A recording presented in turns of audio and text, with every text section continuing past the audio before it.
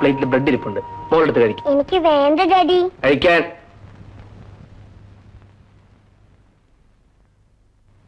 ആ പിന്നെ ഡാഡി, ഇന്നലെ നമ്മളെ മിക്കപ്പെട്ടി രാജപ്പ ചേട്ടന്റെ മേത്ത് ചോടി കയറി.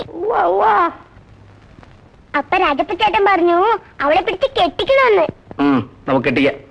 നമുക്കവളെ രാജപ്പ ചേട്ടനെ കൊണ്ട് കെട്ടിക്കാം അല്ലേ ഡാഡി?